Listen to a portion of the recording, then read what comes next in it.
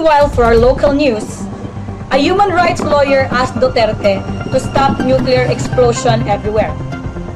A human rights lawyer on Friday called on President Rodrigo Duterte to put a stop on the nuclear explosion of violence spawned by his war on crime.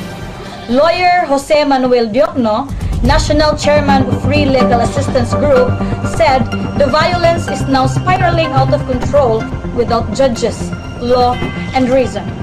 Based on Philippine National Police records, over 100 drug suspects have been killed since May 10. Many of them shot when they allegedly tried to resist arrest and grab the gun of the arresting officers.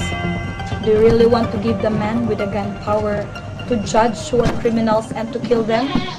To decide who is bad and who is good? Who deserves to live and who deserves to die? Diokno said in a blog posted at the website of Philippine Center for Investigative Journalism and where he is a trustee. He said Duterte has created a bandwagon of hate, a mob mentality that not only condones but encourages the taking of lives because they deserve it. Yes, drug pushers destroy life. Yes, criminals behave like animals. But are those who kill them any better? And will the killing stop there? Diokno said. He said that people have seen what a mob can do in the hands of a tyrant who knows no law but his own. Lest we forget, the first person that Marcos executed was a drug pusher. But he didn't stop there. He stopped there. Diokno, whose family suffered under martial law, said by the time Marcos was a president, and he was responsible for killing thousands upon thousands of people whose only fault was their belief in justice, the rule of law, and human rights. So for comment, Presidential Communications Office head Martin Andanar said, Attorney Diokno is entitled to his own opinion.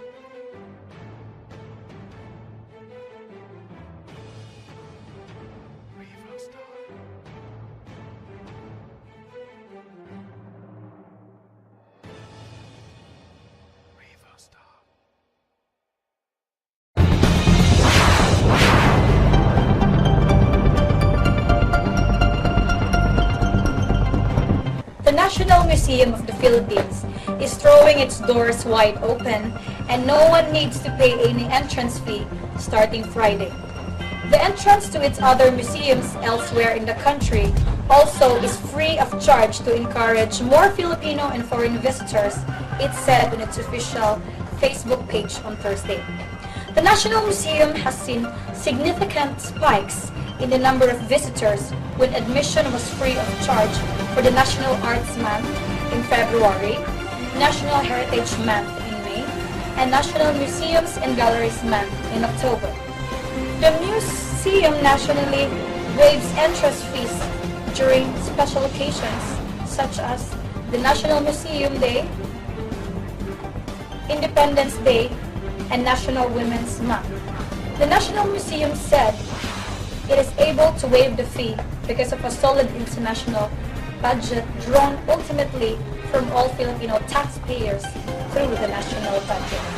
Also under the National Museum of the Philippines are the National Art Gallery, Museum of the Filipino People and the Planetarium, both located in Rizal Park, and some museums in Palawan, Bohol, Butuan, Cebu, Marinduque, and Hulog. And that is all for national news.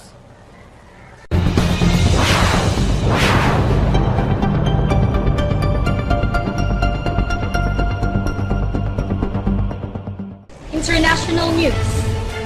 Dallas sniper attack, 5 officers killed, suspect identified.